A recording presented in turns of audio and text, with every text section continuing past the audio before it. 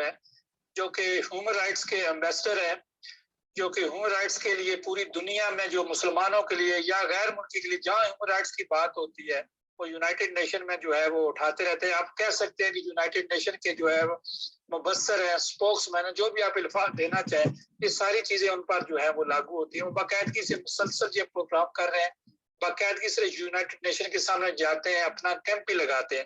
تو سوال یہ کوئی اتنا آسان کام نہیں ہے کرنا، بڑا مشکل کام ہوتا ہے. کہنا یا تنقید کرنا یا چھوٹی سی بات کرنا یہ بڑا آسان ہے. کشمیر پر انہوں نے بڑا کام کیا ہے. اسی طرح جو چین میں مسلمان ہیں، مسلمانوں کے ساتھ جو زیادتی یا ظلم و زیادتی ہوتی ہے ہیومن رائٹس کے حوالے سے، اس پر انہوں نے بڑا کام کیا. اسی طرح مہاتیر ہو گئے، طیب اردگان ہو گئے. اس پر یہ ساری چیزیں جو ہے ہم ان سے آج جاننے کی کوشش کریں گے. رانا صاحب، ہم آپ کو کوپن ہیگن کی فضاؤں میں خوش آمدید کہتے ہیں. وعلیکم السلام اور شکریہ. ہم آپ کو برطانیہ کے خوبصورت موسم سے ویلکم کرتے ہیں. رن صاحب بہت شکریہ. رن صاحب آپ کافی مصروف ہیں، یہ اپنا کام آپ کرتے رہتے ہیں. رن صاحب میرا سب سے پہلا جو سوال ہے کرونا وائرس کے حوالے سے ہے.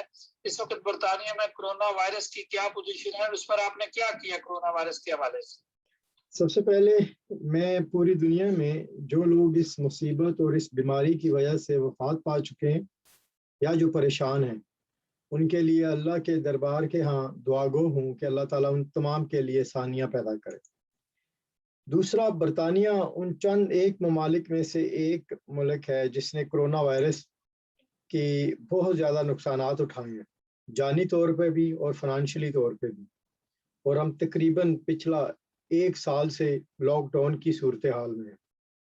یہاں پر میں آپ کے ناظرین کو اور آپ کے سننے والوں کو یہ بات ضرور بتانا چاہوں گا کہ کووڈ-19 کی جب بگننگ ہوئی برطانیہ میں، اس وقت میں نے، میرے ساتھیوں نے اور ہمارے شہر برسٹل کی مختلف انڈیویجولز اور آرگنائزیشن اور خاص طور پر برسٹل کی مساجد نے مل کر تقریباً 1,00,000 پاؤنڈ سے زیادہ بغیر کسی چیریٹی اپیل کے یا بغیر کسی آرگنائز چیریٹی رجسٹریشن کے ہماری کمیونٹی میں 1,00,000 پاؤنڈ جو تقریباً پاکستانی $2.25 کروڑ بنتا ہے، 2.5 کروڑ روپیہ بنتا ہے، اس کو مستحق لوگوں میں تقسیم کیا، بغیر رنگ، بغیر نسل اور بغیر تعصب کے.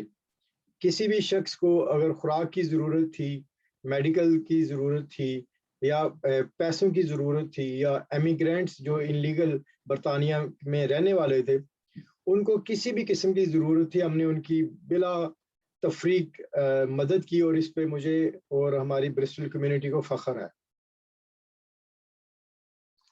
رن صاحب یہ بڑی ہمت کی اور حوصلے کی بات ہوتی ہے چیریٹی کے کام کرنا، اور اس میں بڑا چیزیں انوالو ہوتی ہیں. یہ تو آپ نے کیا، 1.25 کروڑ بڑی رقم ہوتی ہے. دوسرا رن صاحب آپ نے کشمیر کے لیے بڑا کام کیا، اور پچھلے دنوں آپ نے ایک پروگرام بھی کیا کہ یہ 50 سالہ جو کشمیر جو ہے آنے والے دنوں میں یہ کشمیر کا مسئلہ کس طرح حل ہوگا، یہ ہماری سمجھ سے بالا تر ہے یہ بات.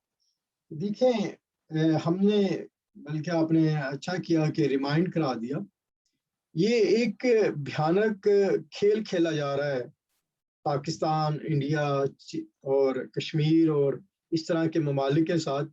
کیونکہ اگر آپ دیکھیں ان چیزوں کو کہ ہم پچھلے 72-73 سال سے چند لاکھ کشمیریوں کی آواز لے کر 2 ملک حالت جنگ میں ہیں. وہ اپنے بجٹ کا 80-70% جو ہے اسپینڈنگ آرمی پہ لگاتے ہیں، اور ہمارے جو عام عوام ہیں وہ غریب سے غریب تر ہوتے جا رہے ہیں. اور اس کے بدلے میں ہم ان ممالک کو دیکھتے ہیں جنہوں نے پاکستان اور انڈیا کے بعد یا تو آزادی حاصل کی یا ترقی کے منازل طے کرنے شروع کیے. آج وہ سپر پاور دنیا کی بن چکی ہیں، جس میں نام لوں گا، آپ ملیشیا کا نام لے لیں، آپ چین کا نام لے لیں، آپ تائیوان کا نام لے لیں. یہ وہ ممالک ہیں جو تقریباً پاکستان کی ایج کے برابر کے لگ بھگ ان کی اسٹرگلنگ لائف ہے، لیکن آج وہ ترقی کر چکے ہیں. اور پاکستان اور انڈیا اپنے غریب اور غربت عوام کو ختم کرنے کی بجائے اسلحے خرید رہے ہیں. اور جو لوگ اسلحہ بیچ رہے ہیں، سالانہ پچھلے سال 1.9 ٹریلین پاؤنڈ ڈالر کی جو ٹرانزیکشن ہوئی ہے اسلحہ خریدنے میں پوری دنیا میں، اس کے بینیفیشیل وہی قوم ہے جو دنیا میں انسانیت کا درس دیتے ہیں. امریکہ ہے, رشیا ہے, برطانیہ ہے, جرمنی ہے, یہ وہ ممالک ہیں کہ پوری دنیا میں انسانیت کا درس دیتے ہیں. لیکن دوسری جانب یہی لوگ ہیں جو پاکستان جیسے غریب ممالک کو مسائل سے نکالنا نہیں چاہتے. یونائٹڈ نیشن کی بات کریں, اگر یونائٹڈ نیشن چاہتا تو ایسٹ اور ویسٹ تیمور کی طرح وہ اوور نائٹ کشمیر کا مسئلہ بھی حل کر سکتا تھا. لیکن پچھلے 70 سال سے وہ کشمیر کا مسئلہ حل کرنے میں انٹرسٹڈ نہیں ہے, کیونکہ جو قوتیں یونائٹڈ نیشن کو رن کرتی ہیں وہی قوتیں دنیا بھر میں اسلحہ فروخت کرتی ہیں. اب اسلحہ فروخت کرنے کے انہیں کوئی ایسے ممالک چاہیے جو حالات جنگ میں رہیں. آپ خود جرمنی میں بیٹھے ہیں اس وقت یا یورپ میں بیٹھے ہیں, آپ دیکھ لیں کہ پورے یورپ میں کتنے کی بارڈر ہیں, یا کتنا کی یہ عام اپنا بجٹ اسلحے پہ لگاتے ہیں. ان کی میجورٹی عام شہری خوش ہیں, خوشحالی کی زندگی گزار رہے ہیں, یہ ایجوکیشن پہ زور دے رہے ہیں, یہ ہیلتھ پہ زور دے رہے ہیں, لیکن یہ اسلحہ نہیں خریدتے. لیکن بدقسمتی یہ ہے کہ وہ ممالک جو غربت کے دہانے سے نیچے ہیں, ہماری بدقسمتی یہ ہے کہ 100 میں سے 30 مائیں بچے کو پیدائش کے درمیان اچھی ہیلتھ کیئر نہ ملنے کی وجہ سے مر جاتی ہیں. ہمارے 100 میں سے 99% جو ہیں نوجوان بچوں کو خوراک نہیں ملتی کہ وہ اپنا پورا قد تک پہنچ سکے. لیکن ہم اسلحہ پہ اسلحہ خرید رہے ہیں. اب کشمیر کے مسئلے کے بارے میں آپ کو ایک بڑی واضح بتا دوں, کشمیر کا مسئلہ نہ ہم کبھی حل کر سکتے ہیں موجودہ صورتحال میں, نہ ہم حل کرنے کی اہلیت رکھتے ہیں. میں اکثر مثال دیتا ہوں, جب سلطان چہارم نے فتح کیا قسطنطنیہ اور یہ سارے ممالک, تو اس کے والد صاحب نے 3-4 دفعہ حملہ کیا, وہ کبھی بھی قسطنطنیہ کو فتح نہیں کر سکے. لیکن جب اس نے فتح کیا, سلطان چہارم نے, انہوں نے فتح کرنے سے پہلے اپنے آپ کو فنانشلی طور پر سٹرونگ کیا. جو نزدیکی ممالک تھے ان ممالک میں اپنے آپ کو فنانشلی سپر پاور کے طور پر منوایا, لوگوں کے انٹرسٹ پیدا کیے اپنے ساتھ. لیکن ہماری بدقسمتی یہ ہے کہ ہم پاکستان دنیا کا شاید ہی کوئی ایسا ادارہ ہو جس سے قرض لینے کے لیے نہ جاتے ہوں. ہم ریاست مدینہ کا نعرہ لگا کے اپنی عوام سے جھوٹ بولتے ہیں. کبھی ہم نے روٹی کپڑا مکان کے نام پہ عوام کو بیوقوف بنایا, کبھی ہم نے ایشین ٹائیگر کے نام پر اب اپنی عوام کو بیوقوف بنایا. ہم کشمیر کا مسئلہ حل کرنے کی نہ تو صلاحیت رکھتے ہیں, نہ ہم اس سٹیج پر ہیں. ہمارے انٹرنیشنل ریلیشن شپ زیرو پہ کھڑے ہیں. ہمارے فورن پالیسی جو ہیں وہ ہمیشہ غیر ممالک کی جو ہے نمائندگی کرتی رہی ہے. ہم اپنی اہلیت ثابت کرنے میں ناکام رہے ہیں. اور اس کے مقابلے میں انڈیا نہ صرف ایک گروئنگ سپر پاور ہے, بلکہ ان کی نیوٹرل فورن پالیسی کی وجہ سے وہ دنیا میں ایک عزت اور مقام کا حیثیت رکھتے ہیں, جس کی مثال آپ نے دیکھی ہوگی کہ پاکستان OIC میں بھی تنہا ہے, اسلامک ممالک میں بھی تنہا کھڑا ہے. پہلے عالمی سطح پہ تو تنہا تھا ہی, لیکن اس وقت ہم OIC اور اسلامی ممالک کے اتحاد میں بھی تنہا کھڑے ہیں. OIC میں انڈیا کی وزیر خارجہ کو بطور مہمان خصوصی بلانا اور پاکستان کا اس کا بائیکاٹ کر دینا, اور پاکستان کے بائیکاٹ کرنے کے باوجود بھی کسی بھی OIC کے ملک کا پاکستان کو منانے کا راستہ نہ تلاش کرنا, یہ پاکستان کی خارجہ پالیسی کی بڑی ناکامی ہے. اس کے بعد مہاتیر محمد اور طیب اردغان نے جو ملیشیا میں کانفرنس بلائی تھی, اس کانفرنس میں عمران خان کا وعدہ کر کے نہ جانا اس بات کا اندیہ ہے کہ پاکستان کبھی بھی اپنی انٹرنیشنل پالیسی میں آزاد نہیں رہا. آپ نے بڑی تفصیل سے بتایا کشمیر کے متعلق اس کا کس طرح حل ہے, اور اس کا حل جو آپ کی نظر میں, کیونکہ آپ یونائٹڈ نیشن کے مبصر بھی ہیں, تجزیہ بھی کرتے ہیں, اس پر بہت سارے پروگرام بھی کرتے ہیں. واحد پاکستانیوں میں آپ کا یا برٹش پاکستانیوں میں شمار ہوتا ہے کہ جنہوں نے یونائٹڈ نیشن کے سامنے کیمپ لگایا اور اس کا جو ہے وہ دشمن کا آپ نے توڑ نکالا اور ثابت کیا, اور اس پہ آپ نے ویڈیوز بھی کافی شیئر کی. کام تو اس طرح کے ہوتے ہیں. ابرار صاحب, آپ نے چین کے مسلمانوں کے بارے میں ہمارے سامعین و ناظرین کو بتائیں کہ اس کے بعد آپ کی بہت ساری آپ نے ایک پروگرام بھی کیا, اس پر ذرا روشنی ڈالیں. دیکھیں, ہمیں فخر ہے کہ ہم دنیا بھر میں مظلوم انسانیت کی آواز بلند کرتے ہیں. خواہ وہ کسی مذہب سے ہو, کسی رنگ سے ہو, یا کسی نسل سے ہو, یا کسی بھی معاشرے پہ ظلم ہو رہا ہو. لیکن کیونکہ اگر آپ دنیا بھر میں دیکھیں, زیادہ تر پریشانیاں یا مسائل پاکستانی مسلمانوں کو ہیں. پاکستانی نہیں, مسلمان نیشن جو ہیں دنیا بھر میں جو ہے وہ نقصان اٹھا رہی ہیں, چاہے وہ برما ہو, فلسطین ہو, کشمیر ہو, عراق ہو, یمن ہو, سیریا ہو, ترکی میں مسلمانوں کے مسائل ہوں, ایران میں مسائل ہوں. تو اس لیے ہم پھر جب بات کرتے ہیں تو ایسا لگتا ہے کہ ہم صرف مسلمانوں کی آواز بلند کرتے ہیں, لیکن ہم صرف مسلمانوں کی آواز بلند نہیں کرتے, ہم ظلم کے خلاف پوری دنیا میں آواز بلند کرتے ہیں. راجہ صاحب, میں آپ کو یہاں پہ یہ بھی بتانا چاہتا ہوں کہ ایک بات آپ ذہن میں ضرور رکھیے گا کہ جو لوگ مظلوم ہیں ان لوگوں کی آواز بلند کرنا میرے اور آپ پہ میں سمجھتا ہوں فرض ہے, کیونکہ اللہ کے نبی اور اللہ کے نبی کے صحابہ نے ہمیں یہی ٹریننگ دی ہے اپنی عملی زندگی سے کہ مظلوموں کی آواز بلند کریں. اب مظلوموں کی آواز بلند کرنے کے لیے سب سے ضروری یہ ہے کہ آپ کسی ناحق کے ساتھ نہ کھڑے ہوں. اسی لیے جب چین کا مسئلہ پچھلے 2017 سے یہ چل رہا تھا کہ چین میں ایک صوبہ ہے شینگیان, جہاں پر تقریباً 1 کروڑ مسلمان رہتے ہیں اور ان میں سے 10 لاکھ مسلمان جیلوں میں ہیں, ڈیٹینشن سینٹر میں ہیں, یا چین کے بقول وہ ٹریننگ سینٹرز میں ہیں.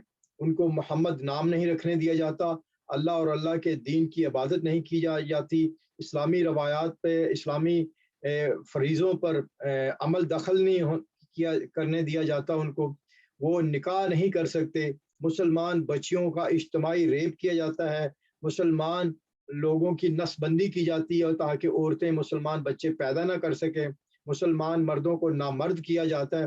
تو یہ وہ صورتحال تھی جو پچھلے 2017 سے تقریباً 4 سال سے انٹرنیشنل میڈیا میں کہیں نہ کہیں چلتی رہی تھی. لیکن اس کے بارے میں ایک اور فلسفہ بھی بڑا عام تھا کہ یہ سب امریکہ اور یورپ کروا رہا ہے انڈیا کو ڈسیبل کرنے کے لیے, فائنانشلی طور پر روکنے کے لیے. تو اس پر بہت زیادہ آواز نہیں اٹھائی گئی. ایون کہ ایک دفعہ ایک اینکر نے پاکستانی پرائم منسٹر عمران خان صاحب سے جب سوال کیا تو انہوں نے اس سے لا علمی کا جواب دیا کہ میں تو جانتا بھی نہیں کہ چین کے مسلمانوں پر کوئی ظلم ہو رہا. تو اس کے بارے میں ہماری کیبنٹ کمیٹی کی میٹنگ ہوئی پچھلے سال, لیکن یہ فائنل نہیں ہوا. لیکن اس سال یہ ایجنڈا فائنل ہوا کہ ہم اس پہ بات کریں گے دنیا بھر میں. پھر ہم نے فیکٹ فائنڈنگ کمیٹی بنائی.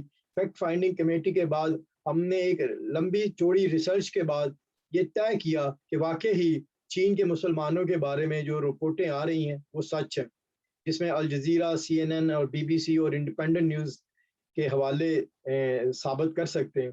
پھر ہم نے اس پہ کانفرنس کی. پہلے ہماری human rights organisation, international human rights movement کی سینٹرل کمیٹی نے اس کو اپروو کیا. اس کے بعد ہم نے 1 اپریل کو پوری دنیا میں تقریباً 40 ممالک کی نمائندگی کرتے ہوئے, جس میں پارلیمنٹ کے ممبران, برطانوی ہاؤس آف لارڈ کے ممبران, یورپی یونین کے ممبران, ترکی, مصر, ایجپٹ, دبئی, سعودی عربیہ کے ایمبیسیڈر اور سٹنگ وزراء خارجہ اور انڈیپینڈنٹ آبزرور اور جرنلسٹ نے ہمارا ساتھ دیا. تو ہم نے وہاں پہ ایک چارٹر آف ڈیمانڈ پیش کی یونائٹڈ نیشن کو اور چین کو کہ چین کے جو مسلمانوں پر ظلم ہو رہا ہے ان میں ہمیں اجازت دی جائے, انٹرنیشنل آبزرورز کو, کہ ہم وہاں پر جا کر اپنی آنکھوں سے صورتحال کی وضاحت دیکھ سکیں. اور دوسرا, ہم نے یونائٹڈ نیشن اور یورپی یونین اور پوری دنیا کے ممالک پر اس بات کی درخواست کی کہ وہ چین پر فائنینشیل جو ہے برڈن کو پاورفل کریں تاکہ وہ چین اس طرح مسلمانوں پر جو ظلم ہو رہا ہے اس کی کمی کر سکیں. اس کے علاوہ ہم نے ایک اور بھی جو اہم فیصلہ ہے جو میں آپ کے ناظرین کو چاہتا ہوں اس میں آپ کا بھی تعاون چاہیے کہ آئندہ ہر سال سوائے 1 اپریل کو لوگوں کو بیوقوف بنا کر, لوگوں کا ہنسی اٹھا کر اس کو ختم کیا جائے, اور یونائٹڈ نیشن اور پوری دنیا کی ممالک 1 اپریل کو چین کے غیور مسلمانوں کے ساتھ یوم یکجہتی کا دن بنائیں, سولیڈیرٹی ود غیور چائنیز مسلم کے حوالے سے اس دن کو سیلیبریٹ کیا جائے. یہ ہماری پالیسی تھی, اور ہم 1 اپریل سے اب تک پوری دنیا میں کئی کانفرنسز اور کئی میٹنگز ہولڈ کر چکے ہیں, اور انشاءاللہ آئندہ آنے والے اقوام متحدہ کے اجلاسوں میں ہم اس مسئلے کے بارے میں انڈیپینڈنٹ اپنی رائے بھی پیش کریں گے اور اس مسئلے کو اٹھانے کے لیے ہر ممکن جدوجہد کر سکیں گے۔ اس بات پر میں ایک اور بھی آپ کے ناظرین کو اور سننے والوں کو ایک بات بتانا چاہتا ہوں کہ ہماری آرگنائزیشن خالصتاً ظلم کے خلاف آواز بلند کرتی ہے، نہ ہی ہم کسی کے ایجنڈے پر ہوتے ہیں، نہ ہی ہمارا کوئی ہڈن ایجنڈا ہوتا ہے، اور ہماری آرگنائزیشن دنیا بھر میں 57 سے زیادہ ممالک میں 20,000 والنٹیئر فورس کے ساتھ کام کر رہی ہے۔ ہم نہ ہی کسی آرگنائزیشن، کسی حکومت، کسی انڈیویجول سے کسی بھی قسم کا کوئی چندہ لیتے ہیں، اور نہ ہی ہمارے کوئی فنڈ ہیں۔ ہم ٹوٹلی انڈیپینڈنٹ اور اپنی جیبوں سے خرچ کر کر انسانیت اور ظلم کے خلاف آواز بلند کرتے ہیں۔ صاحب آپ نے تفصیل سے بتایا جو آپ کو چین کے متعلق کہا، تو یہ بہت کم لوگوں کو، میں سمجھوں کسی کو پتہ ہی نہیں، اگر اخبار میں کہیں چھوٹی موٹی خبر آتی ہے تو لوگ اس پر توجہ بھی نہیں دیتے، لیکن چین تو پاکستان کا دوست گنا جاتا ہے۔ ہمارے اتنے وزراء اعظم رہے دوستی کا بھرم بنتے ہیں، سفراء سے اپنی دوستی کا بھرم بنتے ہیں، لیکن یہ مسئلہ کوئی بھی چین کو نہیں کہہ سکتا کہ مسلمانوں کے ساتھ کیوں ظلم ہو رہا ہے۔ دیکھیں رائے صاحب، آپ مجھ سے بہتر جانتے ہیں، پنجابی میں ایک کہاوت ہے کہ جس کے گھر دانے اس کے پاگل بھی سیاح، اس کے کملے بھی سیانے۔ اس وقت چین دنیا کی گروئنگ نیشن ہے۔ چین نے اپنے پیسے کے بل بوتے پر، اپنی تجارت کی بل بوتے پر پوری دنیا کو اپنی غلامی کے اسکنجے میں گھیر رکھا ہے۔ آپ اس کی خبر کبھی بھی پاکستانی یا انٹرنیشنل میڈیا پہ تو سنیں گے بھی نہیں، کیونکہ اگر میں آپ کو مثال دیتا ہوں، جیسے ہم نے یہ کانفرنس کا اعلان کیا، ہمیں انٹرنیشنل میڈیا اور لوکل میڈیا، پاکستانی میڈیا اور پاکستانی اور غیر ملکی ایجنسیوں سے رابطے ہونا شروع ہو گئے، اور انہوں نے ہمیں تھریٹ کیا کہ اگر آپ اس پہ بات کریں گے تو آپ کی آواز بند کر دی جائے گی، آپ کی میڈیا کوریج روک دی جائے گی، آپ کی آرگنائزیشن کے خلاف یونائٹڈ نیشن میں پابندیاں لگا دی جائیں گی۔ اور یہ ہونا بھی شروع ہوا۔ جیسے ہی ہم نے کانفرنس رکھی، اس میں سے پاکستان کے کسی بھی لیڈنگ میڈیا نے اس کی کوریج نہیں دی، کسی بھی اخبار نے اس کو اپنے اخبار میں جگہ نہیں دی، حالانکہ ہمارے اخباروں میں صبا قمر کی شادی ہو رہی ہے یا وینا ملک کی طلاق ہو چکی ہے، 8 گھنٹے کے پروگرام تو کر سکتے ہیں، لیکن ہم چین کے مسلمانوں پر ہونے والے مظالم کے خلاف آواز بلند نہیں کر سکتے، کیونکہ ہم غربت کے اس دہانے پر ہے جہاں پر ہم چین جیسے امیر ممالک کی غلامی کے علاوہ کچھ نہیں کر سکتے۔ میں جرت اور سلام پیش کرتا ہوں آپ کی جرت کو کہ آپ نے اس سینسٹیو ایشو پر مجھے موقع دیا۔ وہ بدقسمتی یہ ہے کہ اس کے ساتھ ساتھ، کیونکہ چین ایک ایسی پاور ہے جس کے خلاف شاید امریکہ کو کھڑے ہوتے ہوئے بھی اب خوف آتا ہے، کیونکہ چین نے اپنے پیسے کے بل بوتے پر پوری دنیا پر راج اور کنٹرول حاصل کر لیا، اور اس میں کوئی شک نہیں۔ لیکن بقول علامہ اقبال کے، مجھے ہے حکم ازاں لا الہ الا اللہ، ہم نے اپنا کام کرتے جانا ہے، ہم نے ظلم کے خلاف حسین کی اس مثال کو زندہ رکھنا ہے، جب کربلا میں ایک طرف 72 تن تھے اور دوسری طرف لاکھوں ہزاروں لوگ ان کو شہید کرنے کے لیے آئے تھے، اور وہ نہ اپنی آواز سے پیچھے ہٹے، نہ حق سے پیچھے ہٹے۔ اس لیے جہاں بھی مسلمانوں پر ظلم ہوگا، چاہے وہ اسلامک ریاست ہو، چاہے وہ غیر اسلامی ریاست ہو، چاہے وہ دنیا کی سپر پاور ہو، چاہے وہ امریکہ کا عراق پر، افغانستان پر حملہ کرنا ہو، چاہے سیریا میں ایران اور ترکی اور سعودی عربیہ کا ظلم ہو، ہم اس کے خلاف آواز بلند کرتے ہیں۔ نہ ہم کسی کو جواب دہ ہیں، نہ ہم کسی کے محتاج ہیں، ہم انڈیپینڈنٹ ادارے ہیں، اور ہم روز قیامت والے دن اللہ اور اللہ کے رسول کے سامنے جواب دہ ہیں۔ ہم یہ کہنے کے لیے اپنا سینہ کھول کے رکھ دیں گے کہ ہم نے جب مظلوموں کے لیے ظلم کے خلاف آواز بلند کی، ہم کسی بھی چیز سے نہیں ڈرے سوائے روز قیامت والے دن کہ ہم آپ کی درگاہ میں سرخرو ہو سکیں۔ آپ دعا کریں کہ اللہ تعالی ہمیں اسی طرح مظلوموں کی آواز بننے کے لیے پوری دنیا میں منتخب کرتا رہے۔ صاحب یہ میں آخری سوال کروں گا آپ سے، آپ ڈیفینیٹ آپ سرچ کرتے رہتے ہیں، دیکھتے بھی رہتے ہیں، جو پاکستان کے موجودہ وزیر اعظم عمران خان صاحب، انہوں نے ایک ڈرامہ پاکستان میں پچھلے رمضان میں، اب رمضان پھر دوبارہ آنے والا ہے، پچھلے رمضان میں ارطغرل نامی ڈرامہ ہے جو کہ بہت پاپولر ہوا دنیا میں۔ اس کے بعد سلطان حمید کو جو لوگ سیاست کو سمجھتے ہیں یا ان چیزوں کو سمجھتے ہیں جس طرح کی آپ باتیں کر رہے ہیں، تو یہ چیزیں انہوں نے لانچ تو کسی نہ کسی طریقے سے کر دی اور بتا دیا کہ دنیا میں اس وقت کیا ہو رہا ہے، لیکن اگر اس کی طرف کوئی جانا نہیں چاہے تو رام صاحب کسی کا کیا قصور ہے، دنیا کا کیا قصور؟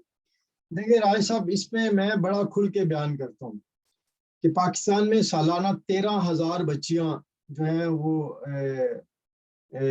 عزت کے نام پر شہید کر دی جاتی ہیں، قتل کی کر دی جاتی ہیں، اور تقریباً اس سے 50 سے 60,000 زیادہ ریپ کیس ہوتے ہیں۔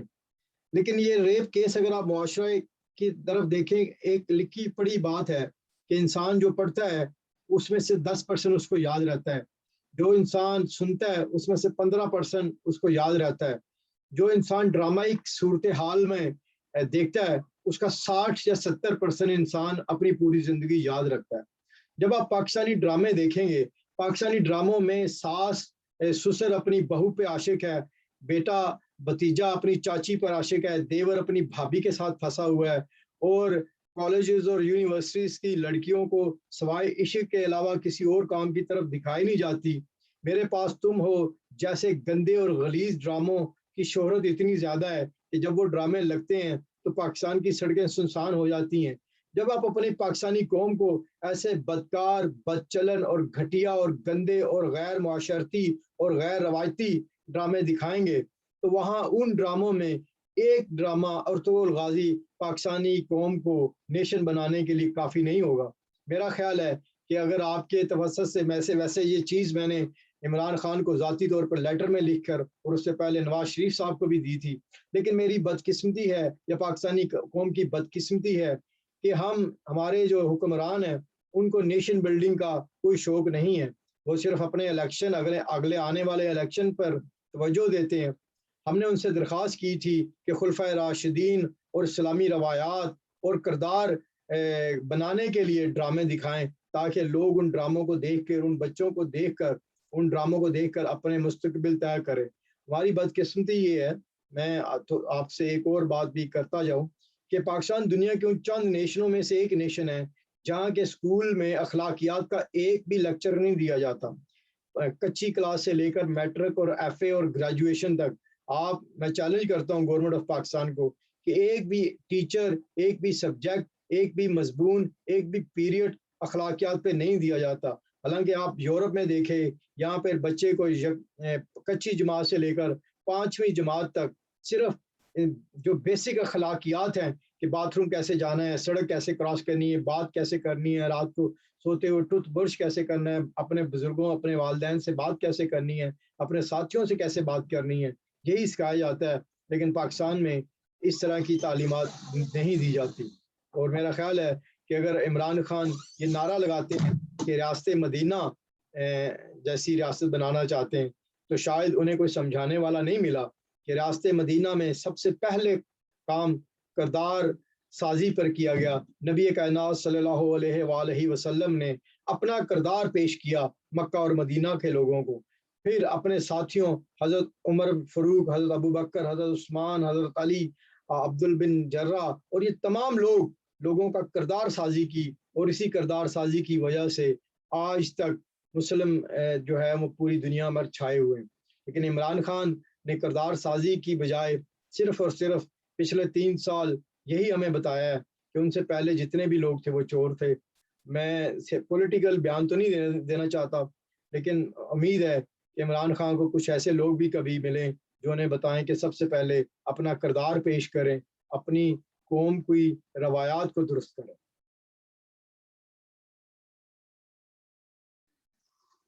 رحم صاحب آپ کا بہت شکریہ، آپ نے قیمتی ٹائم ہمارے ساتھ شیئر کیا۔ انشاءاللہ آپ سے یہ نشست رہے گی۔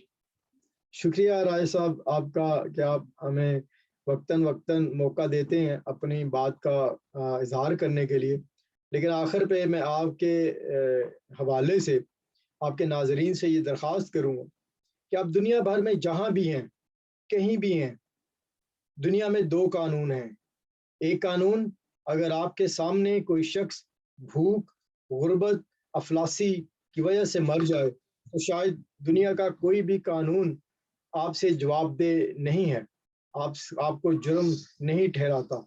لیکن روز قیامت والے دن ایک اللہ کا قانون بھی ہوگا جس میں یہ چیز ضرور پوچھی جائے گی کہ تم دوسری اور تیسری دفعہ حج پہ گئے لیکن اپنے محلے میں غریب بیوہ کی بچیوں کو جوان ہوتے دیکھتے رہے، نہ تم نے ان کے لیے کوئی مدد کی، تمہارے محلے میں لوگ بھوک سے مر گئے، تم نے ان کے لیے کچھ نہیں کیا۔ روز قیامت والے دن اس کی پکڑ آپ سے ضرور ہوگی۔ آپ صرف ایک شخص کو، ایک گھر کو، ایک گھرانے کی کسی نہ کسی طرح اپنی حیثیت میں حضرت علی کی وہ مثال کے طور پر مدد ضرور کریں۔ جب بھکاری ان سے کھانا مانگنے آیا تو انہوں نے اب کہا کہ اس گھر سے جاؤ، آپ کو کھانا ملے گا۔ جب وہ بھکاری کھانا لے کر آیا تو آ کر اس نے حضرت علی کو پیش کیا کہ آپ بھی کھا لیں، آپ بھی مجھے غریب اور فقیر لگ رہے ہیں، بھوکے لگ رہے ہیں۔ تو کسی شخص نے، ان کے حضرت علی کے بیٹے نے بتایا کہ یہ حضرت علی ہی کا گھر ہے، انہی کے گھر سے تمہیں خیرات ملی ہے۔ تو اپنی حیثیت میں رہ کر کسی ایک شخص کی مدد کرنا شروع کر دیں۔ روز قیامت والے دن آپ اور میں سرخ روح ہو کر اللہ کے سامنے ضرور جائیں گے۔ جزاک اللہ خیر، شکریہ۔ ہمارے یہ تھے رانا بشارت صاحب، جو کہ student union to united nation کے مبصر بھی ہیں، کام بھی کرتے رہتے ہیں۔ آپ نے ان کی ساری باتیں سنی۔ سامعین، کوئی بات اس پر بات کرنا چاہے، اپنی رائے دینا چاہے تو اگر آپ کی آواز ان کے لیے، ان کا ٹائم ان کے لیے حاضر ہے، لیکن بات میں دلیل ہونی چاہیے، وزن ہونا چاہیے، اسٹڈی ہونا چاہیے، کوئی کام کیا ہو جو آپ کا نظر آئے۔ خالی تنقید کرنا یا بات کرنا، اس کے کوئی معنی نہیں ہوتے۔ کام نظر آنا چاہیے، کسی نے اپنا حصے کا کام کیا ہو، اپنے کام کے بارے میں بتانا چاہے تو اگر آپ کی آواز کا ٹائم حاضر ہے ان کے لیے۔